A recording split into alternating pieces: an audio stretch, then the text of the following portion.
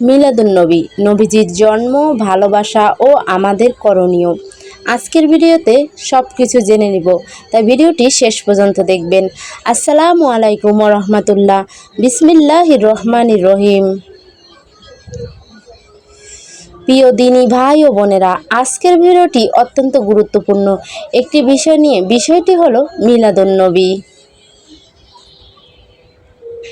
আমরা সবাই আমাদের প্রিয় নবী হজরত মুহাম্মদ সাল্লাল্লাহু আলাইহি সাল্লামকে ভালোবাসি। তিনি হলেন আল্লাহ তাআলার সর্বশেষ নবী ও রাসূল। তার মাধ্যমে আল্লাহ তাআলা মানব জাতির জন্য পূর্ণাঙ্গ জীবন ব্যবস্থা পৌঁছে দিয়েছেন। তার আগমনের মাধ্যমে অন্ধকার পৃথিবী হেদায়েতের আলো পেয়েছে। তাই একজন মুসলমানের জীবনে নবীজি সাল্লাল্লাহু আলাইহি সাল্লামের ভালোবাসার চেয়ে মূল্যবান বিষয় খুবই কম আছে। কিন্তু প্রশ্ন হলো, মিলাদুন্নবী বলতে কি বোঝায়? নবীজি সাল্লাল্লাহু আলাইহি সাল্লামের জন্মের বিষয়টি কোরআন ও হাদিসে কিভাবে এসেছে? নবীজিকে ভালোবাসার সঠিক পদ্ধতি কী? এবং মিলাদুন্নবী উপলক্ষে আমাদের কি করা উচিত? আজকের ভিডিওতে আমরা ধীরে ধীরে এই বিষয়গুলো জানব। নবীজি সাল্লাল্লাহু আলাইহি সাল্লামের জন্ম। প্রিয় দর্শক, হযরত মুহাম্মদ সাল্লাল্লাহু আলাইহি সাল্লাম মক্কা নগরীতে জন্মগ্রহণ করেন। তিনি কুরাইশ বংশের এবং বনু হাশিম পরিবারের সন্তান। তার পিতা ছিলেন আব্দুল্লাহ এবং মাতা ছিলেন আমিনা বিনতে ওহাব। নবীজি সাল্লাল্লাহু আলাইহি সাল্লাম জন্মের আগেই তার পিতা ইন্তেকাল করেন। পরবর্তীতে তার শৈশব ও নানা পরীক্ষার মধ্য দিয়ে অতিবাহিত হয়। কিন্তু আল্লাহ তাআলা তাকে সমগ্র মানবজাতির জন্য রহমত হিসেবে নির্বাচিত করেছিলেন। আল্লাহ তাআলা কোরআনে বলেন,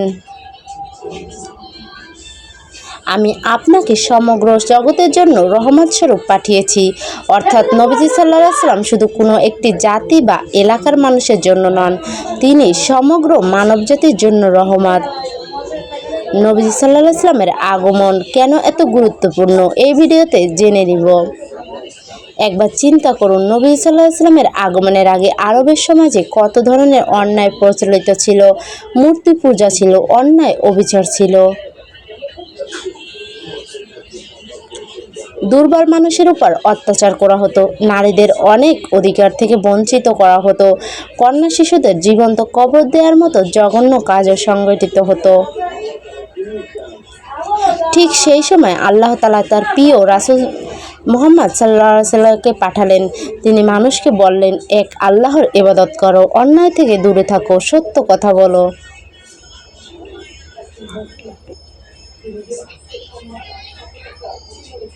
আমানত রক্ষা করো, পিতামাতার সঙ্গে ভালো ব্যবহার করো, নারীদের সম্মান করো, এতিমদের হক আদায় করো, গরিব দুঃখীদের সাহায্য করো, প্রতিবেশীর অধিকার রক্ষা করো এবং আল্লাহর কাছে ফিরে যাও।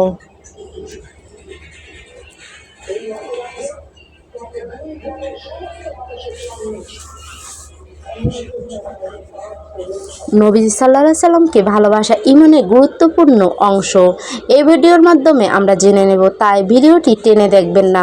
প্রিয় দিনী বোনেরা ও ভাইয়েরা, নবীজি সাল্লাল্লাহু আলাইহি সাল্লামকে ভালোবাসা শুধু মুখের কথা নয়। আমরা যদি সত্যিই নবীজিকে ভালোবাসি, তাহলে তার সুন্নাহ আমাদের জীবনে আনতে হবে। নবীজি সাল্লাল্লাহু আলাইহি সাল্লামকে বলেছেন, তোমাদের কেউ ততক্ষণ পর্যন্ত মুমিন হতে পারবে না যতক্ষণ না আমি তার কাছে তার পিতা ও সন্তান ও সকল মানুষের চেয়ে অধিক প্রিয় হই। তাহলে বুঝতে পারলাম, নবীজির ভালোবাসা আমাদের ঈমানের সঙ্গে গভীরভাবে সম্পর্কিত। কিন্তু ভালোবাসার প্রমাণ কি? ভালোবাসার প্রমাণ হলো নবীজির কথা মানা,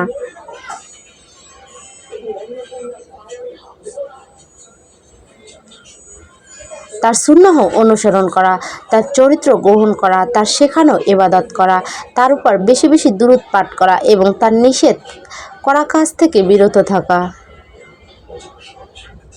মিলাদুন্নবী বলতে কি বোঝায়? মিলাদ শব্দের অর্থ জন্ম বা জন্মের সময়কে বোঝানো হয়। আর মিলাদুন্নবী বলতে সাধারণভাবে নবী সাল্লাল্লাহু আলাইহি সাল্লামের জন্ম ও তার জীবন চরিত্র, শিক্ষা এবং তার প্রতি ভালোবাসার আলোচনা বোঝানো হয়। বিভিন্ন মুসলিম সমাজে এই উপলক্ষে বিভিন্ন ধরনের অনুষ্ঠান প্রচলিত হয়েছে। কেউ নবীজির জীবনী আলোচনা করেন, কেউ দুরূদ ও সালাম পাঠ করেন, কেউ কোরআন তেলাওয়াত পাঠ করেন।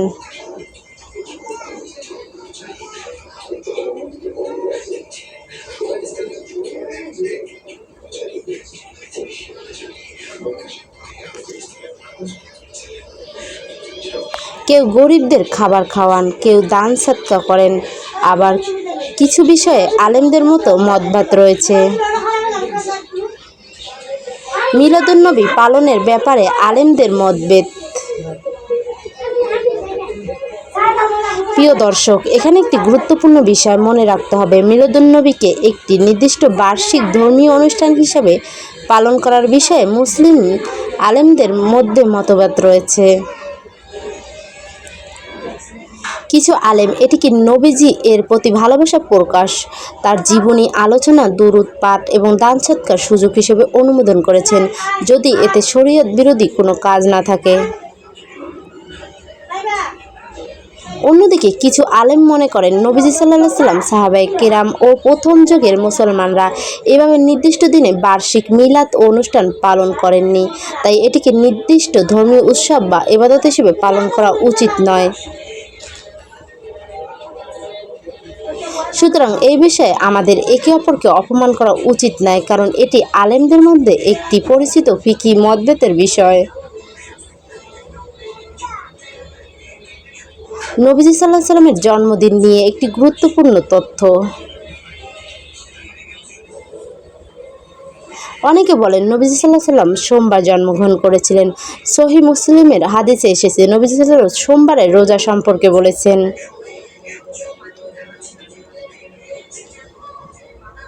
এটি সেই দিন যেদিন আমি জন্মগ্রহণ করেছি এবং যেদিন আমার উপর ওহী নাজিল হয়েছে। অর্থাৎ সোমবার নবী সাল্লাল্লাহু আলাইহি ওয়াসাল্লামের জন্মের সঙ্গে সম্পর্কিত একটি গুরুত্বপূর্ণ দিন।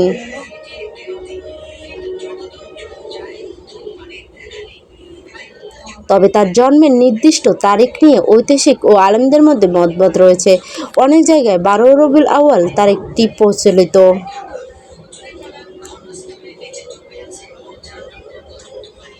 কিন্তু নবীজি সাল্লাল্লাহু আলাইহি সাল্লামের জন্ম তারিখ নিয়ে নিশ্চিতভাবে একটিমাত্র তারিখ নির্ধারণ করা নিয়ে ঐতিহাসিকদের মধ্যে মতভেদ রয়েছে। তাই কোনো মতকে কেন্দ্র করে অন্য মুসলমানকে গোমরাহ বা কাফের বলা উচিত নয়।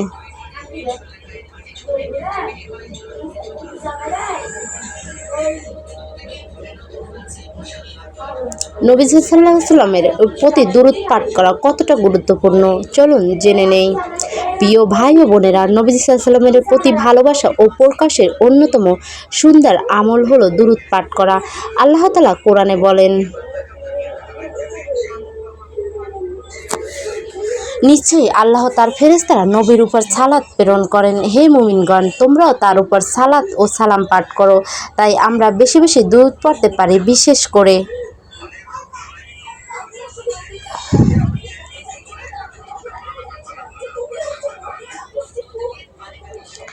আল্লাহুম্মা সাল্লি আলা মুহাম্মাদ ওয়ালা আলি মুহাম্মাদ। আমরা দুরূদ শরীফ পড়ব, নবীজির নাম শুনে দুরূদ পড়ব, শুক্রবার বেশি বেশি দুরূদ পড়ব। দুরূদ পড়ার মাধ্যমে আমাদের অন্তর নবীজির ভালোবাসায় পরিপূর্ণ হোক, এটাই আমাদের কামনা।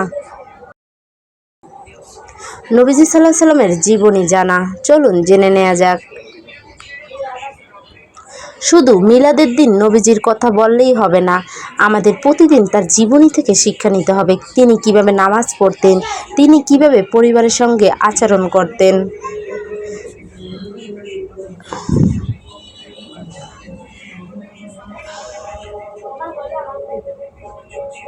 তিনি কিভাবে শিশুদের সঙ্গে কথা বলতেন, তিনি কিভাবে গরিবদের সাহায্য করতেন, তিনি কিভাবে শত্রুদের ক্ষমা করতেন, তিনি কিভাবে বিপদের সময় ধৈর্য ধরতেন, এসব বিষয় জানতে হবে। কারণ নবী সাল্লাল্লাহু আলাইহি সাল্লামের জীবন আমাদের জন্য সর্বোত্তম আদর্শ।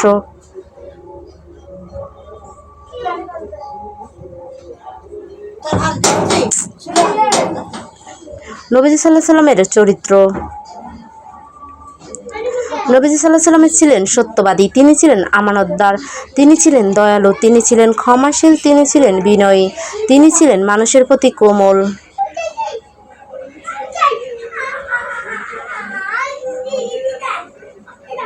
তিনি কখনো অহংকার করতেন না, তিনি এতিমদের প্রতি দয়া করতেন, গরিবদের প্রতি দয়া করতেন, শিশুদের ভালোবাসতেন, নারীদের সম্মান করতেন, পরিবারের সদস্যের সঙ্গে সুন্দর আচরণ করতেন।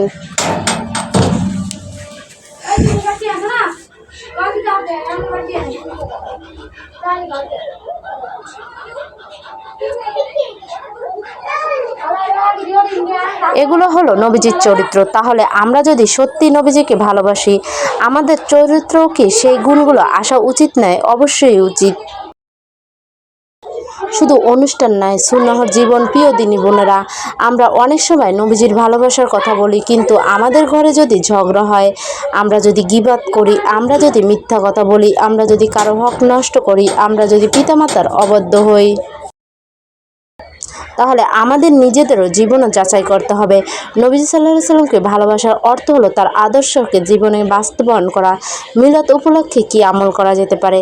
যারা মিলাদুন্নবী উপলক্ষে নেক আমল করতে চান, তারা এমনভাবে আমল করতে পারেন যেগুলো ইসলামে সাধারণভাবে বৈধ ও সওয়াবের কাজ। কোরআন তেলাওয়াত করা, দুরূদ শরীফ পড়া, নবী সাল্লাল্লাহু আলাইহি ওয়াসাল্লামের জীবনী আলোচনা করা, হাদিস পড়া, গরিব ও অসহায়দের খাবার খাওয়ানো, সদকা করা, পিতামাতার সঙ্গে ভালো ব্যবহার করা, আত্মীয়তার সম্পর্ক বজায় রাখা, নামাজের প্রতি যত্নশীল হওয়া এবং নিজের জীবনী সুন্নাহ অনুসরণের চেষ্টা করা। তবে কোনো আমলকে শরীয়তের দলিল ছাড়া বাধ্যতামূলক মনে করা উচিত নয়।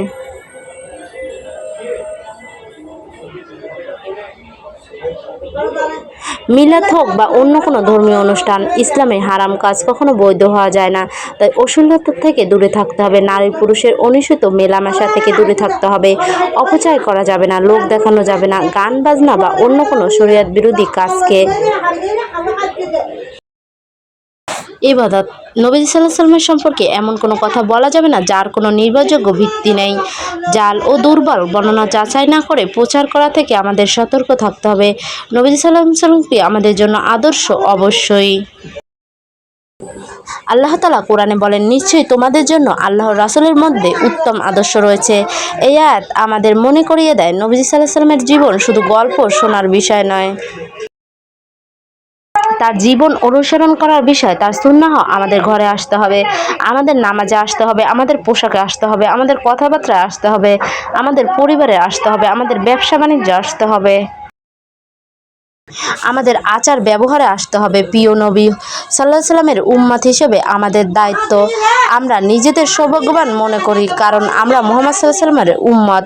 তাই আমাদের দায়িত্ব হলো নবীজির প্রতি দুরূদ পড়া, তার সুন্নাহ শেখা, তার হাদিস শেখা, তার জীবনী পড়া, তার চরিত্র অনুসরণ করা, তার শিক্ষা অন্যদের কাছে পৌঁছে দেয়া এবং তার দেখানো পথে আল্লাহর ইবাদত করা। আসুন আজ একটি সিদ্ধান্ত নেই।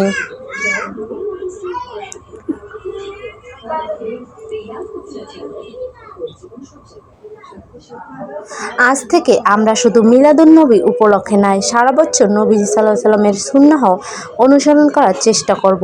প্রতিদিন অন্তত কিছু সময় তার জীবনী পড়ব, বেশি বেশি দুরূদ পড়ব, নামাজ ঠিক করার চেষ্টা করব, মিথ্যা কথা বলা ছেড়ে দেব, গীবত থেকে বেঁচে থাকব, পিতামাতার খেদমত করব,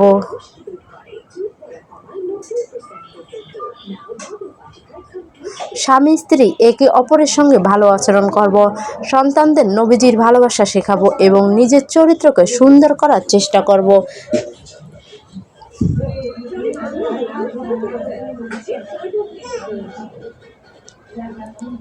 প্রিয় দিনী ভাই ও বোনেরা, মিলাদুন্নবী নিয়ে আলেমদের মধ্যে যে মতভেদ রয়েছে, সেটিকে কেন্দ্র করে আমাদের পরস্পরের প্রতি বিদ্বেষ তৈরি করা উচিত নয়।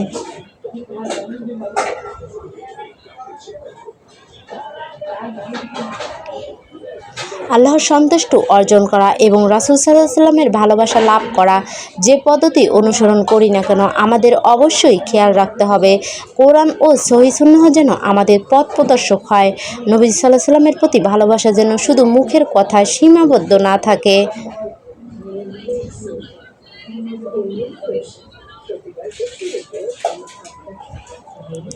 বরং সেই ভালোবাসা যেন আমাদের নামাজে দেখা যায়, আমাদের চরিত্রে দেখা যায়, আমাদের পরিবারে দেখা যায়, আমাদের কথাবার্তায় দেখা যায়, আমাদের আমলে দেখা যায়।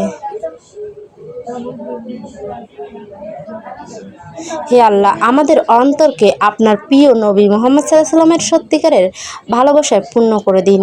আমাদের তার সুন্নাহ অনুযায়ী জীবনযাপন করার তৌফিক দিন। আমাদের ভুল ত্রুটি ক্ষমা করে দিন। আমাদের ঈমানের সঙ্গে মৃত্যু দান করুন। আমাদেরকে কিয়ামতের দিন নবী সাল্লাল্লাহু আলাইহি ওয়াসাল্লামের শাফায়াত নসিব করুন।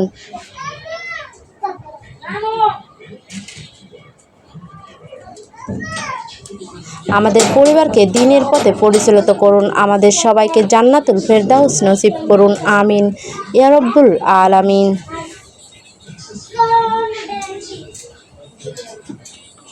প্রিয় দর্শক, ভিডিওটি ভালো লাগলে অবশ্যই শেয়ার করবেন। আর এমন ইসলামিক ভিডিও নিয়মিত পেতে ফাতেমা নূরের আলো চ্যানেলটি সাবস্ক্রাইব করে পাশে থাকবেন। আল্লাহ আমাদের সবাইকে কবুল করুন। আসসালামু আলাইকুম ওয়া রাহমাতুল্লাহ।